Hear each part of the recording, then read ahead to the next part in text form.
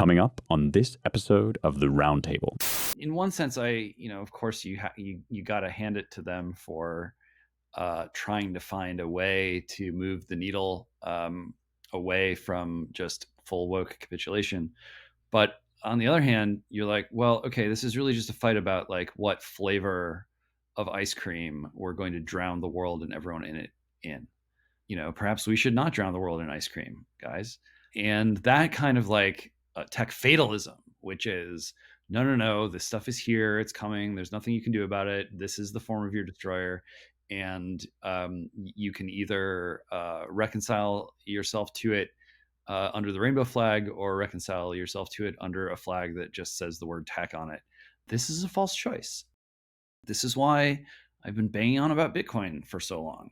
Not because Bitcoin fixes this for anything that you plug into the equation, but because this is a foundational digital technology that's mature enough that ordinary human beings, heaven forfend, regular Americans and their representatives and their institutional leaders can avail themselves of right now to independently and collectively build things of value, share and exchange goods and services, create algorithmic markets, and do it all without having to automate our government and take away our constitutionally protected natural rights.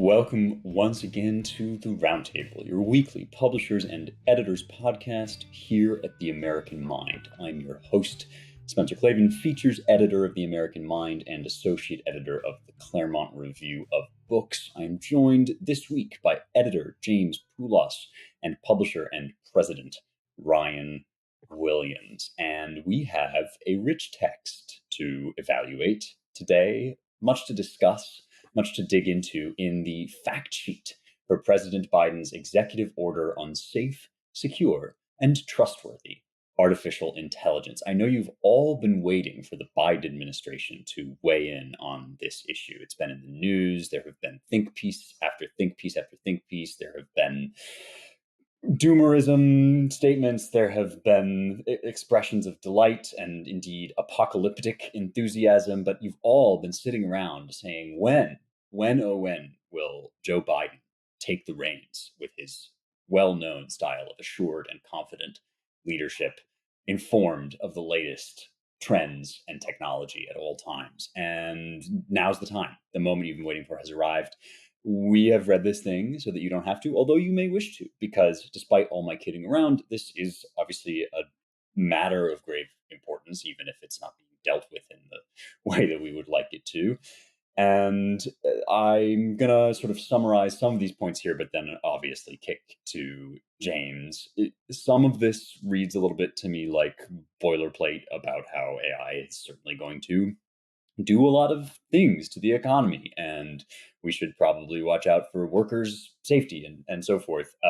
There are executive declarations on AI safety, demands to develop standard tools and tests to help ensure that AI systems are safe, secure, and trustworthy. We can get into talking about what's in that black box.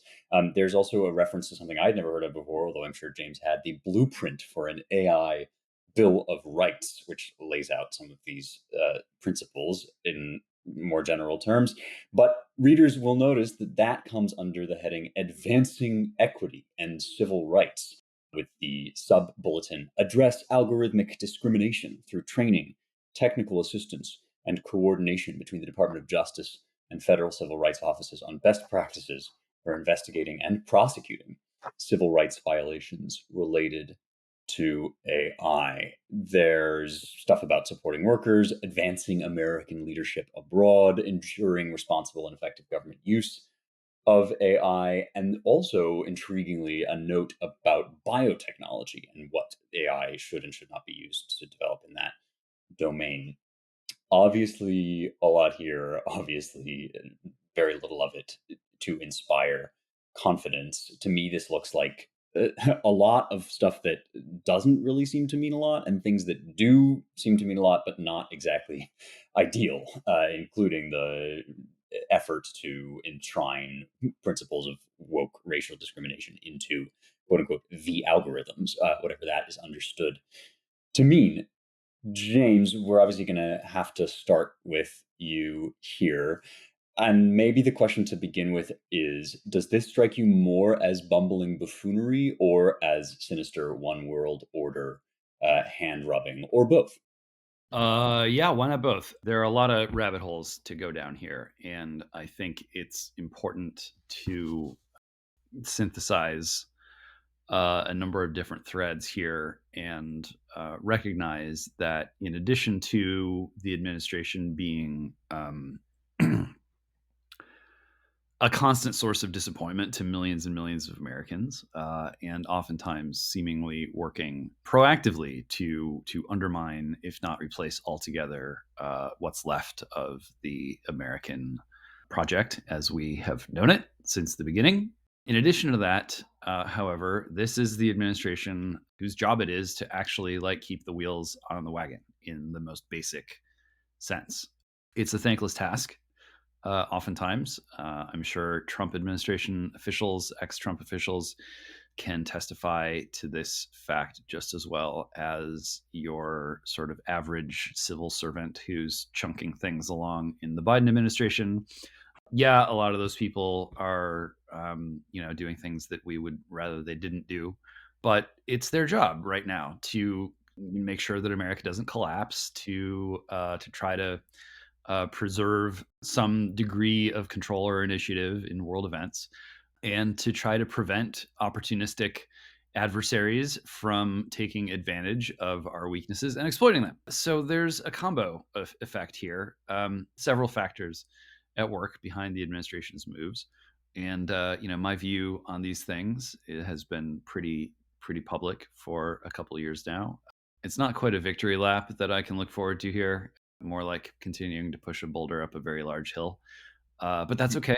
That is spiritual virtue insofar as we can approximate it.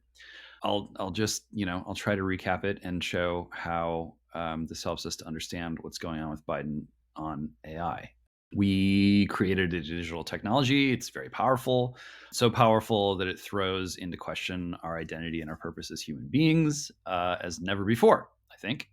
Although it's of a piece with all technological development in that it extends our capabilities, and humans like to think that we can find substitutes and shortcuts in life, and technology always offers that temptation. So in some ways more of the same, but in an all new way. Faced with that massive challenge to accounting for our humanity, if you run a big civilization state, there aren't that many of them in the world. Footnote to Samuel Huntington. And your civilization state has first rank digital power. Once again, probably five of those in the world. It's a short list. You are going to be obliged to re-establish your political authority in the face of digital technology and its power, with, I think, a theological underpinning. People are crying out for proof that there's some human thing that we do that can put us back on top relative to our technology instead of just having to take orders from our technology. That's going to be something religious. And whether you're the US or Russia or China or Israel or maybe India, you will look to those resources to shore up the authority and legitimacy of your regime as the kind of thing that politically can say, you can trust us to be in charge of this technology, and it's not going to be scary or alien. It's going to be us always being who we've always been, just applying what we customarily apply to political situations to these big questions about how to govern ourselves in this technological soup. What that means is multipolarity, which is now like a scary buzzword. It means that it's not going to be really one world. It's not going to be globalization, as far as the eye can see. It's already too late for that stuff. We're just not going to like, color revolution Russia and China and incorporate them into this global system. Of course, there are going to be, lots of flows of energy and resources, even if the major countries become out and out hostile. I mean, I think that's just historical truism that these kinds of flows continue even when there are a lot of clampdowns. But there's going to be real diversity with profound irreconcilable differences, as opposed to the kind of diversity that means you get a stripe on a flag that just keeps adding stripes. So that's a threat to American global dominance. A lot of people are resistant to America being global cop, but from the standpoint of the United States government, it is kind of a uniparty thing, and it is kind of like a common sense thing too. That we can't just kind of pull up stakes and withdraw from our overextended imperial uh, zone of influence. Ideally, we recalibrate that, but if you try to pull the plug all at once, people you don't want to rush into the vacuum are going to rush into the vacuum. So that's difficult. It's difficult that China and others have more or less penetrated and compromised different areas of American life and institutions. Technology is an area where we have, in some cases, lost already our strategic edge. Other areas are very contested, and the pressure is on the U.S. government to lock in loyalty and lock in an American identity that is compatible with digital forms of governance. I think that that's what the woke gambit is all about. Ultimately, this is what's seen as a kind of spiritual identity that can be used to establish loyalty to the U.S. regime in a digital world. And that may seem very alien to a lot of people, but the more that I study this, the more I become convinced that wokeness, when you get down to it, is really the latest expression or evolution of a very deep seated, spiritually progressive impulse that probably goes all the way back to Puritanism, I should say, all the way back to the Puritans itself. Theocratic impulse to purify the law, and to use purified law to conform people to what is spiritually pure. That's Wokies will describe themselves as wanting to do that, and that is consonant with a certain American tradition that goes all the way back. That's why the founding is important, in among other reasons, is it gives us an understanding of how to avoid that sort of pitfall of this kind of progressivist spiritual creed. And so there are reasons, there are reasons why the administration is making these rules with regard to AI, and some of them have to do with this pressure to reestablish American sovereignty on a spiritually progressive basis. Because that you need something with that kind of spiritual heft in order to get on top of the massive power of technology, and you need to do it in a way that's unique to your country, so that you don't become just a kind of annex to someone else's, some foreign assemblage of other religious views. Um, it's a strategic pickle. It's a tough one, and I think we have some good alternatives, but it's gonna require us to move quickly, but also to be very patient in laying them out and doing real work on the ground, in order to help people understand that the choice is not either the global Borg or American woke chauvinism. Yeah, it's interesting to think about Puritanism as spiritually progressive, James. I know you've been writing and thinking about this in other contexts as well, so maybe we won't scoop you altogether, but this is a new and interesting angle on the question of kind of where do the seeds of our dysfunction lie, much discussed, much belabored recently. Was it the founding? Was it pre founding? Is it built in? And part of the problem here seems to me to involve the fact that many of the impulses and instincts, spiritual and otherwise, that we're talking about are so deep seated as to be implicit and not explicit, that you can read pre-founding sermons until you're blue in the face, but you're not necessarily going to grasp the nettle of what sentiment is going on here because it is so inchoate. It's so sort of deep in the ground, and we really are, with this technology, it seems to me, up against the kind of thing that comes along once every 500 years, if that, to force people to confront those, like, maybe kind of squishy and intangible and raw and difficult to touch aspects of their deepest impulses like the one to, personal liberty, these questions that,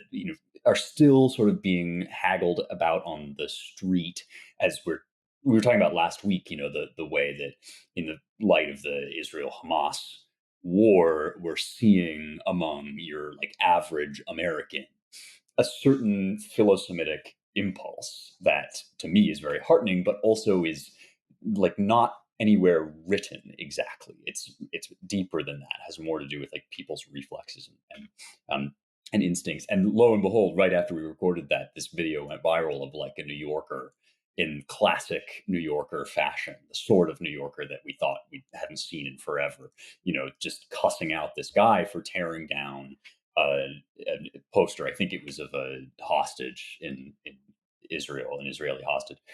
And that's kind of the stuff that we're talking about here. And part of what I think people on this podcast, or just more in the general Claremont orbit, part of what we react to when we read documents like this Biden document is both the people issuing it and the tone and the attitude of the whole approach just seems, in some deep sense, fundamentally contradictory to that part of the American way of life at that level, and also, of the Christian monotheism, and, like, that whole parcel of really deep instincts is somehow contradicted by talking about, like, denuding the algorithm of implicit biases. This feels like a foreign implant, and it feels much more conditioned to work with the Borg and to sand down all of our national distinctions and local and personal distinctions, and to kind of try to assimilate us into this big sludge,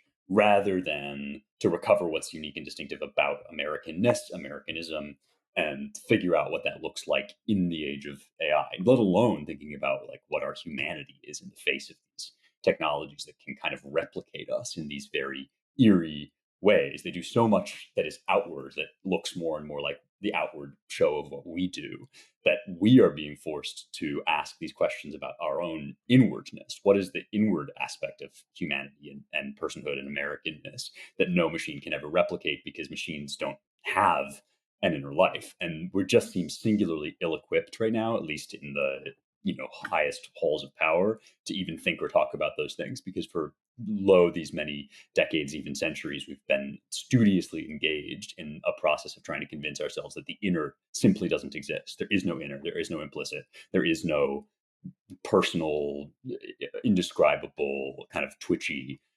subcutaneous aspect of humanity and human nature. And that's something that we've, I think, just desperately got to get over. Ryan, what do you think about it all? It's all very interesting. I don't really necessarily disagree with any of it. I just want to get more practical and wonder if this section, advancing equity and civil rights, will kind of swallow half the executive order and attendant activities. Let me just read the 3 bullet points. Provide clear guidance to landlords, federal benefits programs, and federal contractors to keep AI algorithms from being used to exacerbate discrimination. Address algorithmic discrimination, which Spencer already mentioned, through training, technical assistance, and coordination between the Department of Justice and federal civil rights offices on best practices for investigating and prosecuting civil rights violations related to AI. And then the final bullet point in this advancing equity and civil rights section of this executive order: ensure fairness throughout the criminal justice system by developing best practices on the use of AI in sentencing, parole, and probation, pretrial release and detention, risk assessment, surveillance, crime forecasting, and predictive policing and forensic analysis. We should just I think a lot of our listeners know this theme from us, this theme of the kind of modern civil rights regime and what it entails. But let me just to kind of remind everyone, this section really is all about preventing AI from noticing patterns, as far as I can tell. I mean, modern discrimination law is shaped substantially by, or anti-discrimination laws shaped substantially by disparate impact.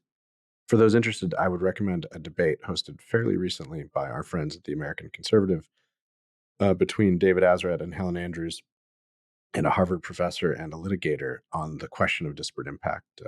You should be able to, if you Google debate disparate impact, the American Conservative, I'm sure it'll pop right up.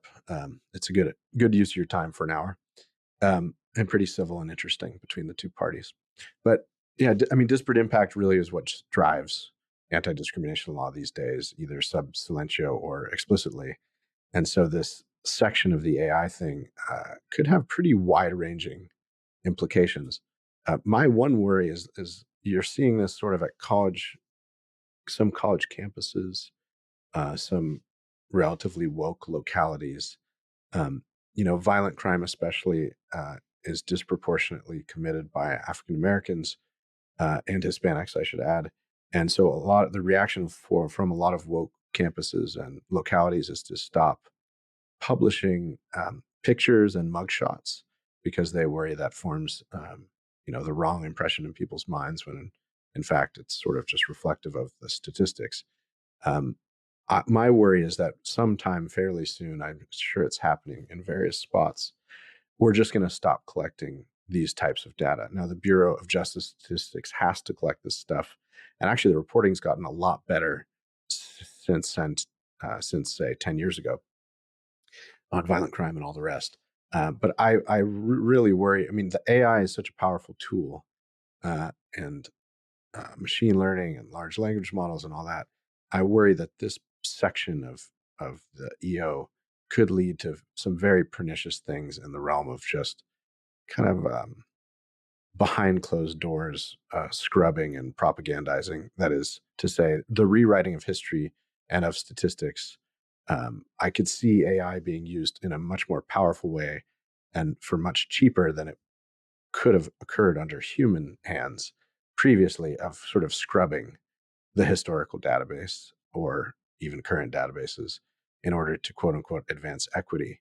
So this section of the AI, I think, of the executive order will inevitably shape the rest of it, because it as Gail Harriet, who serves on the Civil Rights Commission, has been writing about disparate impact for a long time.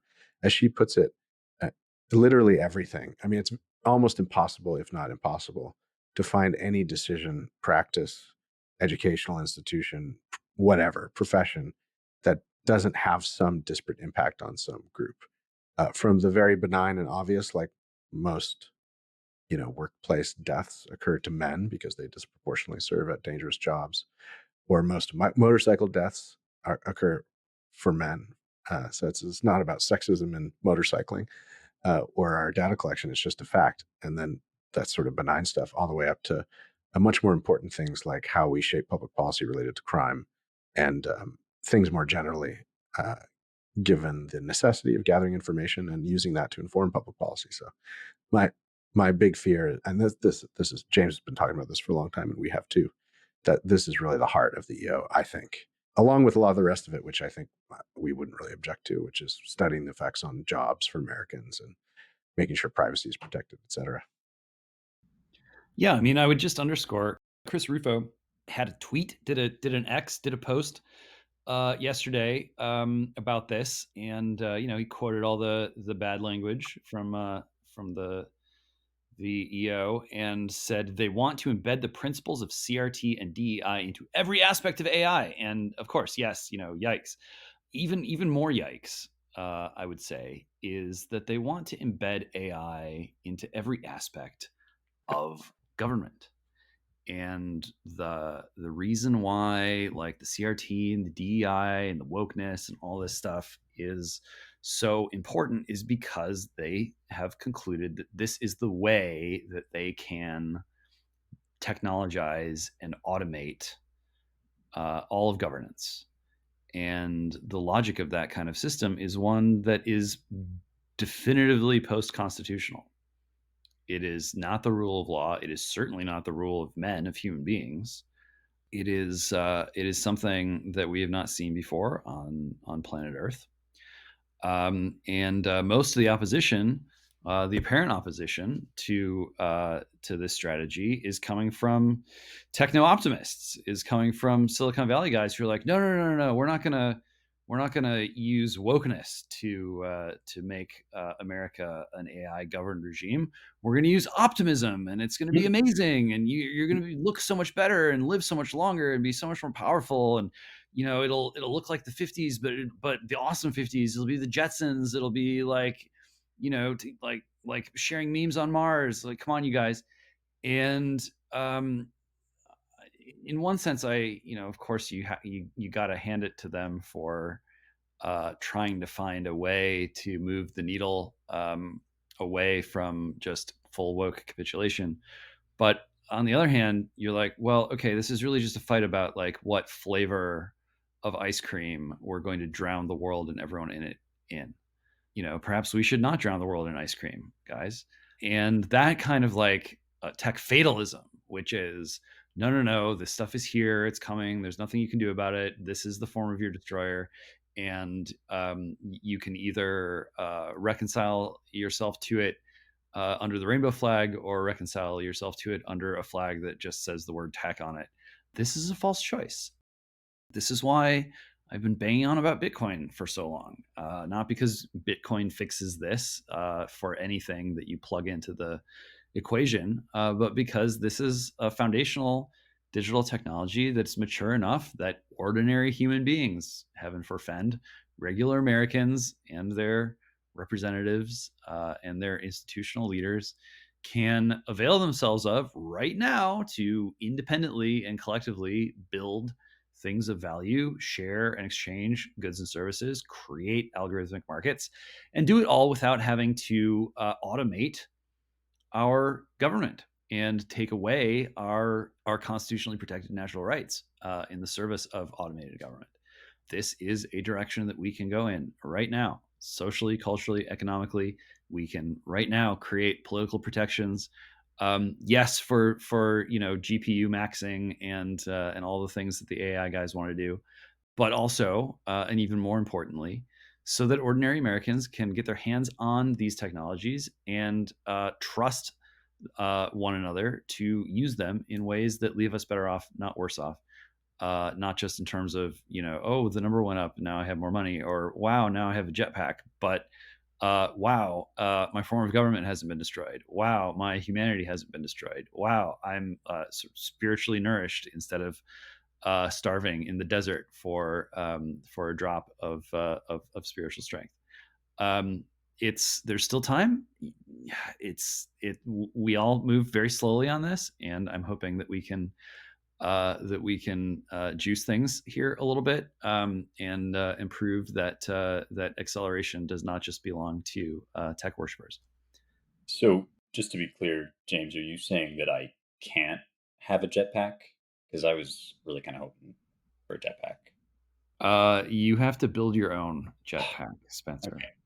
Sounds hard.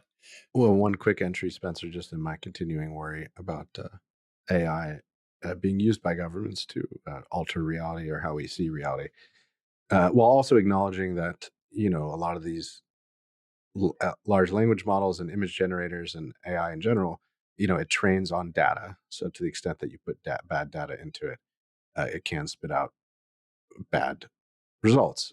We should acknowledge that and not just ignore it. It is a reality. But their Washington Post has today, I think it was today, doesn't matter, last couple of days. This is how AI image generators see the world. It's a big piece. Well, not that big, but it's got a bunch of AI generated images to illustrate to you the problem with AI. And it's just a nice little example of what people are worried about, especially on this question of equity, discrimination, stereotypes, etc. So they give a series of prompts and then they show the images that result in it. Some of these are amusing. Toys in Iraq produces 7 images, all of which, all but one of which are soldiers with guns, including somewhat indigenous looking and then sort of American looking, I suppose, or Caucasian anyway. And then the one exception is a teddy bear in a flak jacket with 3 legs, which is odd, and a gun, and looks like some bloodstain on his paw. The attractive people prompt, they're all young and light skinned. The Washington Post is complaining. Muslim people prompt are men with head coverings. Washington Post doesn't like that. A photo of a house in the United States. Looks like a bunch of US sort of craftsman style, neo-Victorian. A photo of a house in China, and it's got the, Chinese roofs type deal. I don't know why that's offensive. And then houses in India, they're slightly dirtier and look like kind of neo-colonial Indian style houses. So this is just, and then a person at social services, they look all to be somewhat non-Caucasian of various sorts.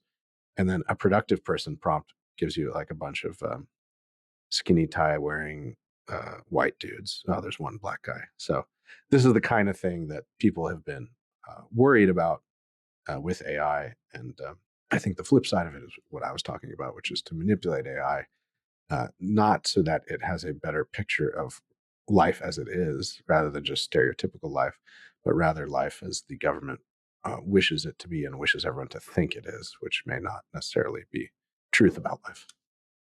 Yeah, I mean, it's funny, isn't it? One pretty legitimate way of looking at and understanding these technologies is they're just machines for noticing things. They're probability functions for, creating quote unquote observations about pattern recognition. And as we all know, noticing things is the great crime, which is why you get all this language about algorithmic discrimination and so forth. It's an attempt to stop people from using this tech for one of the things that it can be used for. And you can say, well, not every like Chinese house has those funny curvy roofs or whatever. And certainly that's true. But the whole point of this tech is it does the thing that is kind of middle of the road general. It's trying to make more and more accurate generalizations, which is one of the reasons why, for example, it's probably not, in my opinion, to make great art. It's not going to write great stories, but it would be useful for data collection and all of that stuff. There was a meme going around for a while, even among some normies, about, oh wow, physiognomy is such a discredited science that people are worried about what AI will discern based on people's facial shapes and skulls. Like this is now, we're now developing the tools to make some very uncomfortable observations very quickly. And our administration / our self-appointed thought elite remains undefeated in the ironclad conviction that if you just force people to deny the evidence of their own eyes long enough, or if you threaten and intimidate them out of saying what's obviously true, you can muscle even mathematics, even machinery into your newfangled postmodern vision of the world. So all of that to say, there's clearly an element of that going on in this executive order, and not just in the executive order, but in the whole attitude that the regime takes to this new tech. We've gone on about this for a while. We could probably keep going on for the whole episode, but perhaps we have some listeners that don't just want to hear about AI. Who knows? Maybe not. But we did want to touch on another, I think, really interesting little data point here, which is a memorandum, an ultimatum from the National Muslim Democratic Council to the Biden administration. The National Muslim Democratic Council includes Democratic Party leaders from hotly contested states who can decide elections, such as Michigan, Ohio, and Pennsylvania. And they have urged Biden to use his influence with Israel to broker a ceasefire by 5 p.m. Eastern time on Tuesday. I guess that was this Tuesday, so 2 days ago, as of when you were listening to this episode. Obviously, that has not happened. So the influence of this council it doesn't extend so far as to decide major world events, but it is a perfect little dramatization of what we've been talking about now for several weeks on this podcast, which is the brewing internal tension on the left. And maybe brewing is no longer even the right word for it. I mean, it's clear that this coalition of the ascendant is more and more a sort of grab bag of differing commitments, attitudes, and indeed theological convictions. So I guess I just wanted to ask you guys what you make of this and where you think the Democrat Party is gonna go. I mean, they've got, as has been amply observed, they've got a geriatric leadership class, but they've also got this highly energetic and profoundly anti-Israel, I would say, indeed anti-Jewish young set that represents a now non-negligible portion of the electorate. So the question is like, what are they going to do about it? What do you guys think? Yeah, it's interesting. It actually allows me the opportunity to bring up this good piece that I meant to bring up a couple weeks ago, which everyone should read if they haven't, in the New York Post by Dan McCarthy, our friend. Liberals must choose immigration or Israel. And Dan's point, which I think people forget, is the waves of immigration that happened prior to World War One, and then in the lead up to World War Two.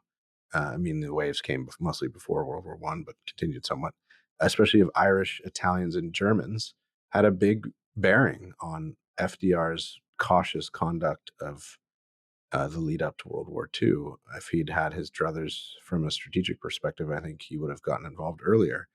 And but he had to tread lightly because he had lots and lots of new constituents who, the Irish weren't particularly eager to go to war with the British alongside the British, and the Italians and the Germans, of course, they may not have been Mussolini or Hitler lovers, but they were decidedly a little more neutral at the very least in what they thought of the conflict in Europe. And so it's sort of a, just before mid-century example of, you, in some ways, you should not underestimate the extent to which your demographic immigration policies may constrain your spheres of action in all sorts of ways, not the least of which might be foreign policy. So there's this generational divide, which you pointed out, Spencer. But I think the more interesting thing is I suspect that the demography of our immigration over the last 40 years or so has a lot more to do with it than just the generational thing. That said, the generational gap is, I think, a testament to the corruption and anti-Americanism at some deep level or in various ways of our educational system, which has gotten aggressively more anti-American in the last 30 years or so, since the 90s, as the kind of engines of identity fueled sexual, demographic, or otherwise wokeness spilled out in the 90s, or started to spill out in the 90s from the campuses into the education schools, into the wider culture. So it's this, you have to be attentive to both these things, the internal ideology and educational system, as well as what you're teaching the youths, as well as the character of the people you're importing into your country, and the lasting effects that may have down, 1, 2, or 3 generations.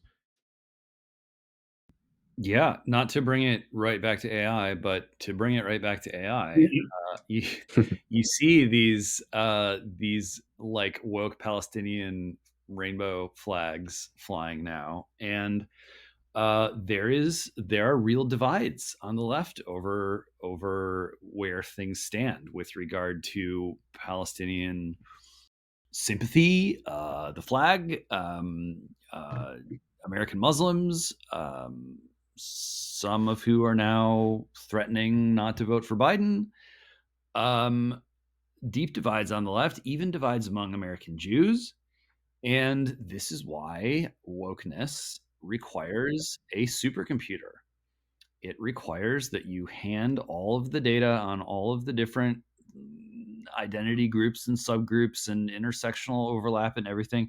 You have to hand that stuff over to an AI and you have to say, you tell us.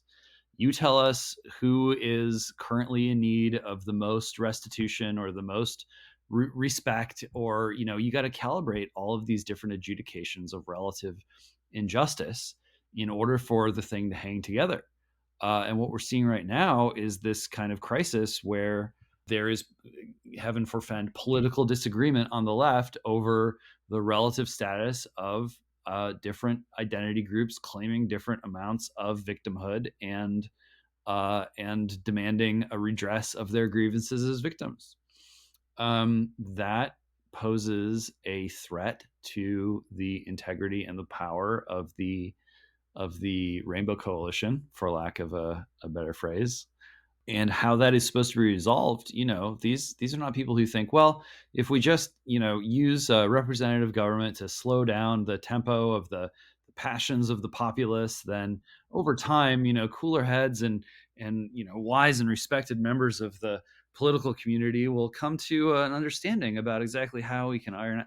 That is not their game plan. Their game plan has to be something a lot faster, a lot more kinetic, and a lot harder to undermine or contest. And that is social justice, social credit. It is the dictates of a computer. The system won't let me. That's been the informal motto of the United States for a long time. For anyone who's had to deal with customer service or call centers or even the ice cream machine at McDonald's. And it is moving from, as McLuhan put it, from a cliche to archetype. It is ascending the ranks of prestige from a bad boomer joke to a form of governance coming soon to a neighborhood near you, unless that is we manage to take advantage of this opportunity, this teachable moment, to show that yes, if we continue to go down the road we've been going down, it leads to a knot of contending interests and identities that nothing can cut but an all-powerful machine. So let's not do that. Let's go the other route. It might be slower. It might require more patience. It might require meeting one another face to face, and it might require the hard work of politics. But it actually won't be as messy as what happens if we go down the other road. Yeah, people are bad enough. Just one more entry in this. It's somewhat amusing. It's good to lighten the mood a bit. Today's New York Times. Birds in the Americas will no longer be named after people. Subhead. The American Ornithological Society has committed to replacing all bird names derived from people so as not to honor figures with racist pasts. Here's just one paragraph from that.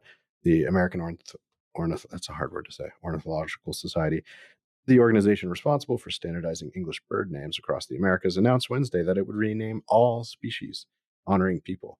Bird names derived from people, the society said in a statement, can be harmful, exclusive, and detract from, quote, the focus, appreciation, or consideration of the birds themselves. Yeah, let's just name the birds after emojis and symbols on the keyboard. And what I love so much about that story is that, unlike the sort of halfway measures that you get in most woke revolutionary movements. Oh, it's Robert E. Lee that's the problem. We need to melt his statue down. But we won't get to Lincoln. Oh, actually, it is Lincoln that's the problem. We won't.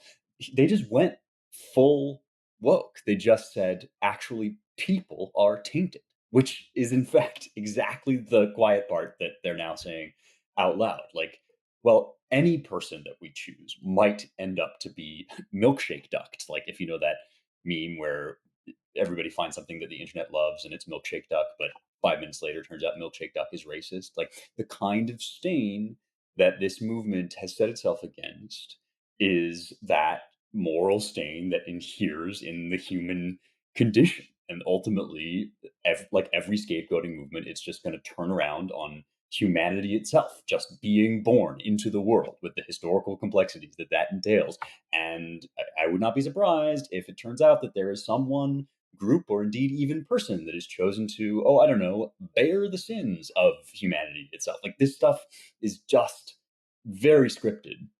And I love that they were just like, actually, it's people. It's people who are the problem. Because they're right in a certain sense. Like, that's what this is actually about. We can't taint nature, the pure perfection of the birds, with the sin, the stain of any anthropological name, any human being, any actual person that could be harmful, could be exclusionary, and therefore, by implication, is. Because if it's possible in some abstract sense to find a sin that some person is guilty of, then it will happen. That's going to be, at some point, they know the revolution will come around for any person that you name a bird after. So yeah, hilarious. Also extremely telling. And I to just wanted to, just yeah, quickly, Spencer, I just wanted to flag for folks. I mean, longtime listeners will have known this book and maybe even read it, but I'll just recommend as a reflection on this sort of wokeness being kind of Christian in its orientation. One of James's old graduate professors and a friend of Claremont, Joshua Mitchell, American Awakening is the book, and the subhead is Identity Politics and Other Afflictions of Our Time. It's a good read. yep, great book. And Josh has also published on our site as well, so people should go to American Mind. Yeah, so read the damn site Read archives. the damn site. We're going to get to that in about 5 minutes. But I wanted to make one other point about the flag that James was mentioning. We talked last week a little bit about how, from the sort of overseas perspective, Muslims, Palestinians, Jews, these are all sort of disparate groups with particular identities and agendas and objectives and beliefs, but that in the woke effort, they all get kind of emulsified into this one giant slurry, and everybody is the oppressed, and they have to side together. And if some new oppressed class rises to the forefront of the calculus, then everybody else has to kind of shut up. But I'm reminded that there's no Jewish stripe on the Borg flag. There's never to this date there has never been a blue or Star of David addition to the Gay Pride flag. And in fact, this brings to mind a little episode now long forgotten from 2017 in the misty annals of the past, when people with Star of David gay pride flags were actually kicked out of the Chicago parade. And they were kicked out for exactly the reasons that we're now talking about, because actually Judaism is now an oppressive caste, it's now an oppressive class. So there's definitely that like supercomputer calculus going on already to a certain extent, as James is indicating. And it is, I mean, the reason that we're talking about this democratic concern is that it's now creating serious problems for, you know, actual interest groups, actual human beings. And I don't know, I just, to me it seems, and maybe this is, you know, James's influence kind of speaking in me here, but it seems like the more theological of these attitudes is the one that is going to carry more weight or have more energy at the very least. You know, the people that think we can still just kind of hash this out by canvassing for votes and all that stuff are kind of in for a nasty surprise. We are dealing here with like a theological ascendance, and ironically, the Muslim call to negotiate a so-called ceasefire is maybe more theologically woke than it is theologically Muslim. Although, you know, I'm no expert on the latter, and it seems like that theology is kind of where the center of gravity rests, at least for now, among Democrats. Things could change, as James says. We could just not, but we're probably going to have to look elsewhere than the Democrat Party for that alternative approach. All right, just a quickie here to touch on, because we haven't talked for a while about the Republican primary race. It seemed meet and right so to do at this moment, because there's some chatter in the press about Nikki Haley. You remember her. She's one of the people trying to be the nominee. And as the DeSantis campaign has kind of taken some hits, and DeSantis' own sort of popularity and prospects in this race look more bleak than they did at the outset, the press has been attempting to anoint a successor and anybody who can challenge Donald Trump.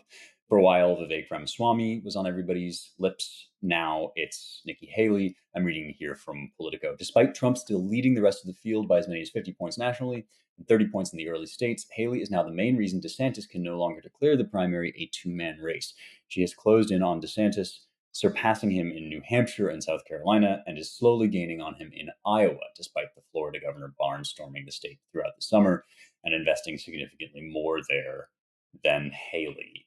I hesitate to even bring all this up because it's still so far out, and also these press narratives are always so confected, but I'm going to therefore make that my question. Is there any there here, or is it just somebody looking for something to talk about, people looking for something to talk about as Republican primary race trudges along? It's a little bit of both, I guess.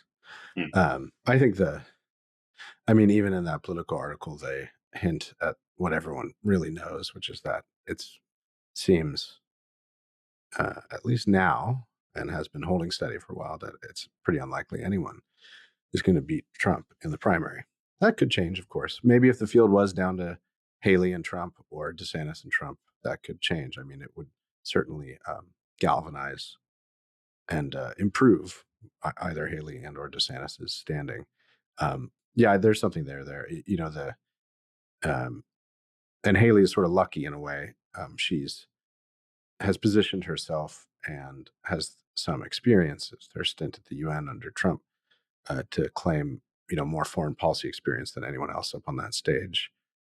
Pence maybe could claim more, but he's now dropped out because I don't think he was going to make this debate next week. I don't think they were likely to hit the threshold of 70,000 small donors or whatever the rule was.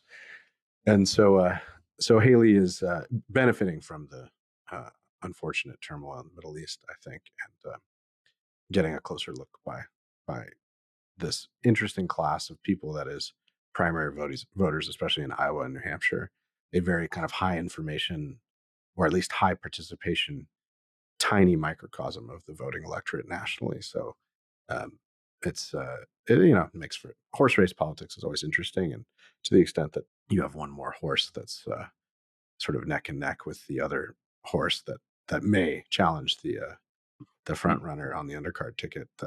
I guess it's exciting. You can there's a certain sort of astroturf quality to the Nikki Haley boomlet in the sense that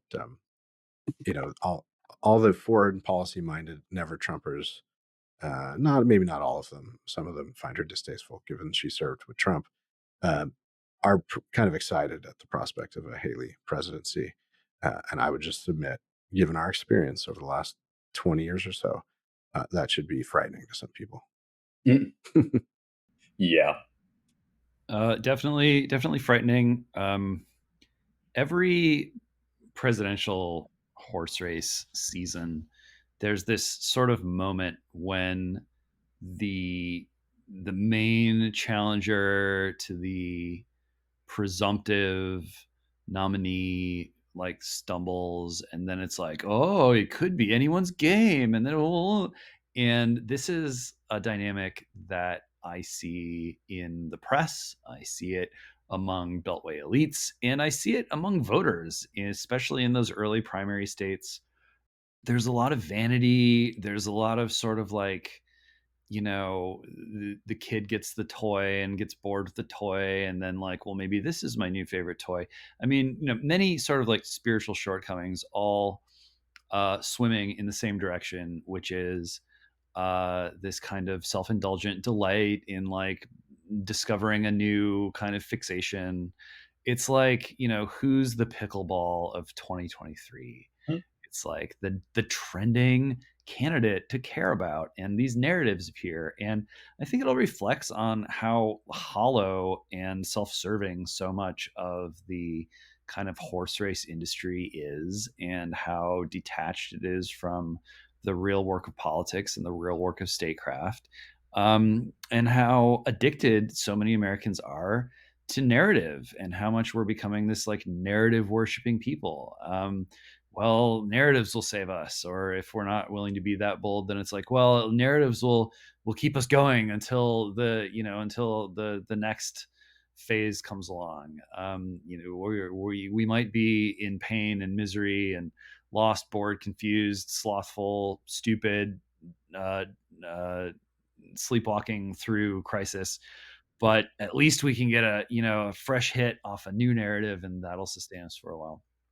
I think it's all terrible, and I mean, that it's bad when Nikki Haley seems to be have some freshness. This is one of the absolute stalest political figures on the scene. Republican, Democrat, just absolutely belonging to an era that has come and gone, many miles behind us in the rearview mirror, and the idea that this is someone who can be reanimated and made to carry the torch in current year is, I think, preposterous on its face, and I think everyone knows this, and yet here we are still talking about it. This is a giant red flag, and the sooner that we can cure ourselves of this and focus on the reality of the situation, which is Donald Trump is going to be the nominee, unless someone takes highly irresponsible action, and the constitutional crisis that has been slowly boiling along here is definitely going to come to a head. And at this point in time, none of the undercard can do anything to stop that, even if some of them may, for a week or two, distract us from it. Yeah, I am still agnostic about, a lot can happen in the time remaining to us before these primaries. So I'm not totally, maybe this is just hope springs eternal. I haven't totally bit the bullet on like it's absolutely definitely going to be Trump, but it sure does look that way. And certainly, James, I agree that like Nikki Haley thrills me with exactly zero excitement. So I'm unimpressed by the whole thing, but we shall see. Prediction's a fool's game. With that, it is time to remind you to read the damn site. We already did so a little bit earlier on, but now is the time to go to AmericanMind.org. Really, is there ever not a time to go to AmericanMind.org? That's the website we run. It's a great magazine. You can read all sorts of commentary there. We try to get the cutting edge of thought on the right, and I think we do a pretty good job. I am going to recommend to you today a piece called Nationalism Isn't American. It's by Aaron Renn, who writes for us pretty regularly. He's got a Substack of his own at aaronrenn.com, and he's the co-founder and senior fellow of American Reformer. This piece is part of our Christian nationalism feature.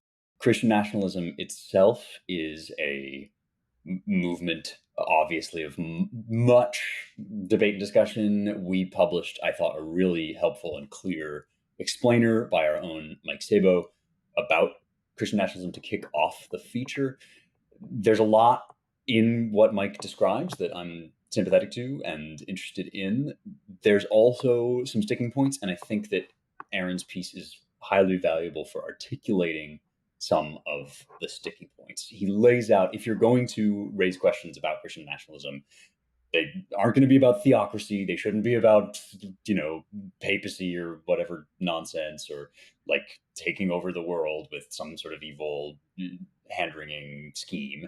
They're about, I think, this. They're about whether Christian nationalism is in keeping with Americanism, with American traditions. And Aaron raises that question on two scores. One is to do with nationalism itself, which, as he points out, is a 19th century European state-building movement, has to do with homogeneity more than with what America's spirit is, which Aaron argues is a kind of restless imperialism, growth-oriented, constantly churning. So there's that dimension to it. And then there's also the question whether what kind of Christianity and whose Christianity can best be reflected in an American polity.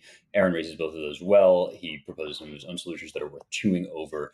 All in all, just a succinct and I think really valuable contribution to the discussion, which is ongoing on the site, which I do think still has some questions yet to be resolved. So look out for more pieces in that feature as well. But Nationalism Isn't American by Aaron Renn, among all the rest of those pieces, well worth your time.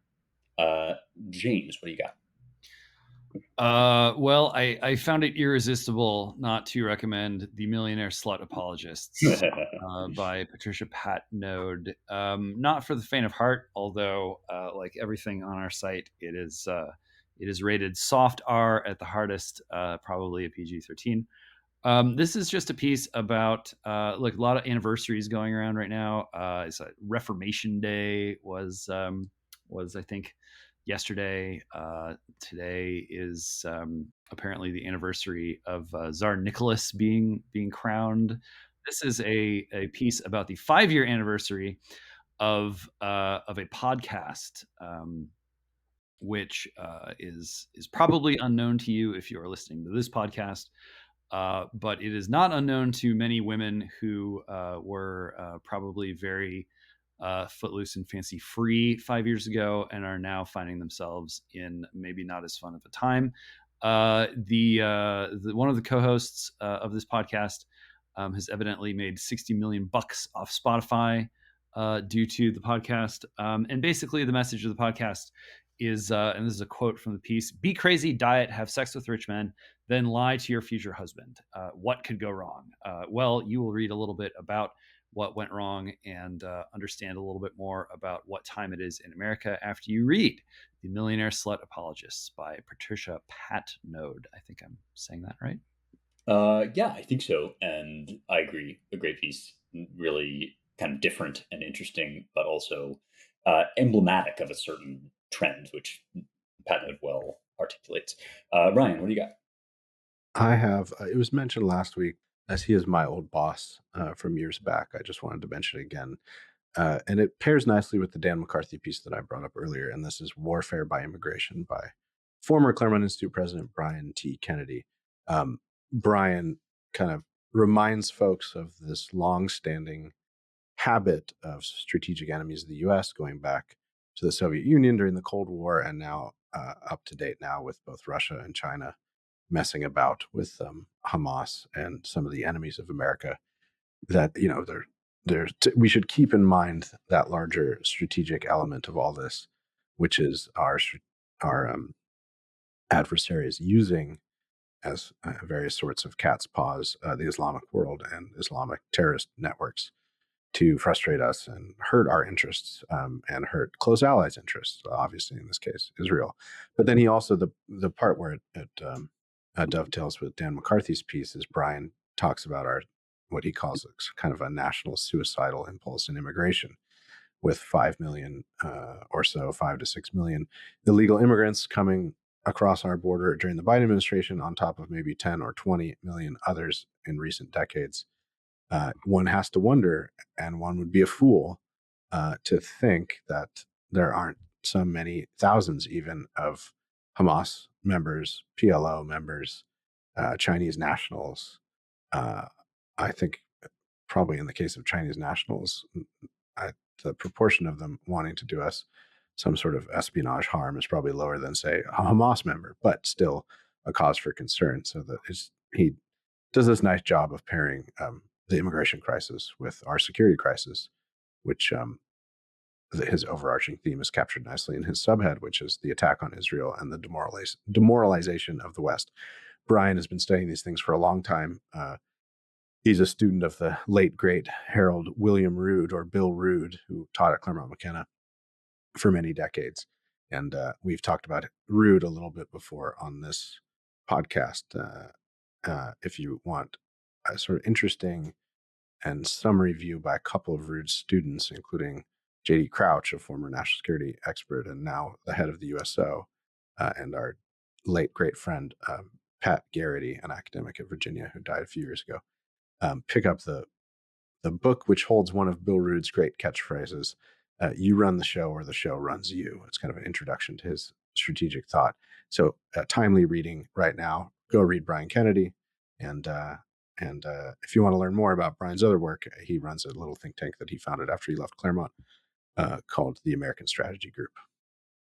Yeah, you only have to look at the footage bouncing around the internet of these massive pro-Palestinian demonstrations running throughout London, for example, to see the kind of wages of this warfare by other means that has been going on in Europe for a while, but certainly is going on in America now as well. Or that the Premier of Scotland is a Muslim guy named, what is he named? Humza Yousaf. And in recent times, there's been him complaining about how white everyone is in Scotland, including in leadership, which is, if you told a Scot, if you ported yourself back in time with all these facts and told a Scot, even 30 years ago, let alone 50 years ago, they probably would have fought you because you clearly were insane. Yeah, those Scotch, those so white, that's the real problem with the Scottish. Need more of those black Scots around. Okay, and with that, we thank you all for listening to the Roundtable. If you want to learn more about all that we do at Claremont, you can do so in multiple different ways. We've mentioned our own website, Claremont.org. We also have a sister publication, the Claremont Review of Books. It comes out 4 times a year, and you can get it online at ClaremontReviewOfBooks.com. If you subscribe there, you'll also get the Dead Tree version in your mailbox, which is a particular pleasure. You can donate to support our work at claremont.org/donate, which we hugely appreciate in any amount. It's how we keep the lights on and keep doing fun stuff like this podcast. So please do kick some donations our way. You can also check out our DC-based Center for the American Way of Life at dc.claremont.org. Finally, if you like this show and you want to support us, the easiest way to do it, simplest one-click way, is to give us 5 stars on whatever podcast platform you're currently using. Wherever you're listening, just hit the 5-star button. Second easiest way is if you have criticisms or nasty things to say, you can keep them to yourself, or at least just email us privately. And do share the show, spread it around on social media or in the GC or at Thanksgiving dinner, so that we can continue to grow our audience. That's it from us. Thanks to our production and engineering crew, Jake Gannon and Logan Zeppieri, and thanks to you all for listening. We will talk to you next week.